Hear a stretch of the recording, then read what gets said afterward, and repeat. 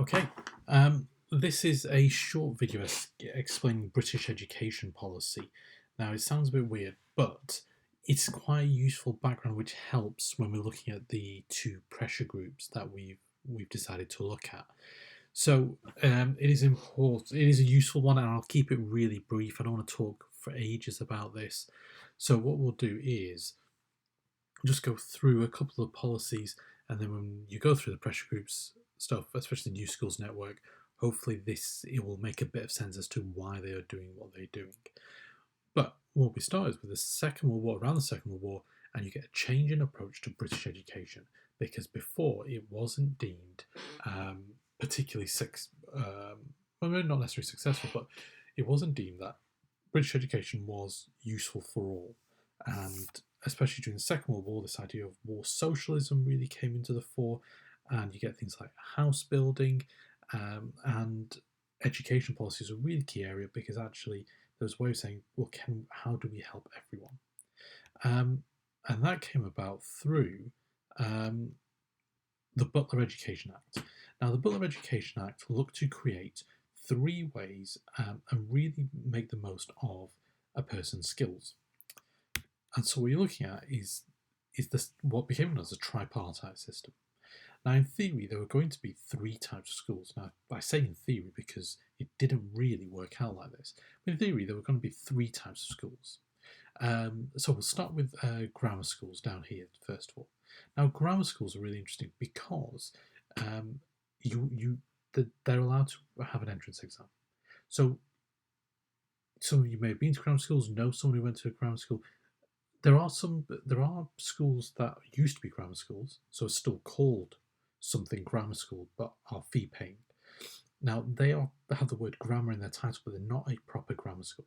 A grammar school is a school which is publicly funded by the government, but has entrance exams.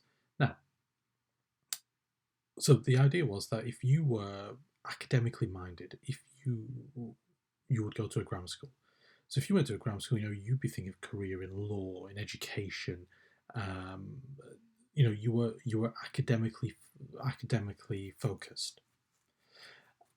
However, if you weren't in a sort of traditionally way academically focused, but you were good at things like maths, engineering style stuff, you'd end up at a technical school where you would learn, where your education wouldn't just be things that were engineering based, maths based, but there would be a significant focus on that because you would have shown. And sorry, what I didn't say earlier was that this would be done at 11. At the age of 11, to your primary school, everybody would be the same. At the age of 11, those that were the brightest academically speaking would go to grammar schools. Those were the best technically speaking would go to technical schools, and then everybody else would go to comprehensives. Now, in one way, that it feels like those that aren't either academically bright or technically bright get dumped. And the idea wasn't that we were done, but the idea was that comprehensives would give them an education which would still allow, say, if you matured a little bit later, say if you from an educational perspective, you really start getting things. You could still get into university. You could still go anywhere the grammar school students could. But if you're at comprehensive, the idea was actually it was going to be a minority who did that, and the majority needed an education that was more suitable for them. So in the 50s and 60s, for example, you would get girls who went to comprehensive school may do 5-6 hours of typing a week. This idea that for them secretarial work would be a good approach, and so that was the idea of the tripartite system. Now the system was never really successful, mainly because of this middle part, the technical schools. Now the technical schools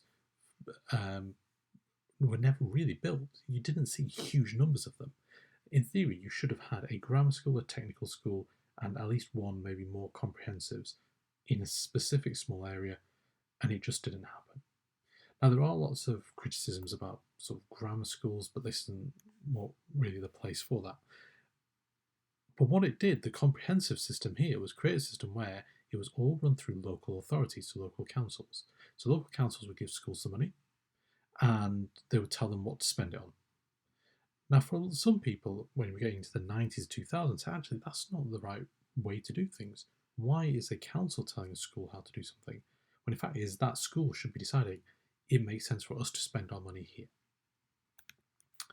And so that's why we start seeing these, well, some people claim problems with the local authority system. Say, actually, a school needs to be reactive. A school needs to understand what its problems are. Two schools in the same town may get told by its local authority, you need to give us money for this. Or, oh, sorry, the local authority says, right, here's some money for you. Here's your budget for this year. You need to spend a percentage on this, percentage on this, percentage on this, 5% on sports equipment, 3% on this technology equipment, and so on and so forth. Now, one school might say, look, we're fine with sports equipment. What we really want to spend it on is artistic equipment.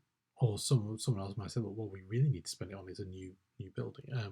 And so what you're looking at there is this idea that schools should be deciding what works for them and how they want to do things.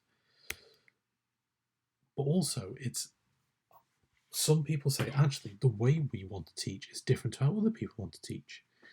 Now, some of you might say, well, actually, I think it's really good that we teach a huge range of subjects.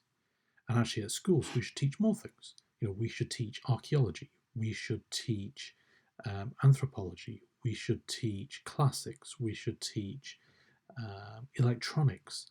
There are other people who say, actually, no, you shouldn't be teaching all that kinds of things. You should be teaching very traditional things. You should be teaching maths, English, science, history, geography, music, languages. Maybe a few other traditional things, but otherwise you're not teaching too much. And people have different ideas. And this led to changes within the education system. Now, some of you may have been to academies, but what you see now is schools that are very different. So you're looking at academies that are really free in how they do things, so they can focus on. So you might see a technology academy, a languages academy, a science academy. They can have a real focus on a specific area, but also you get religious schools, a lot more religious schools now. And you also get freedom on the curriculum. So in the old comprehensive system, you would have a strict national curriculum that you would have to follow. Whereas now, it is a lot more open. So schools have to teach certain things. So for example, regarding something like a maths or a science, they'll teach a certain amount, but there's a lot more flexibility than used to exist under this sort of thing. So a school may wish to actually have a lot more focus on religious teaching, but actually that's fine under this system. And it's a move away from what used to happen in the sort of 60s, 70s, 80s, and into the 90s, this sort of comprehensive run through local authority. And that's the change we're seeing here.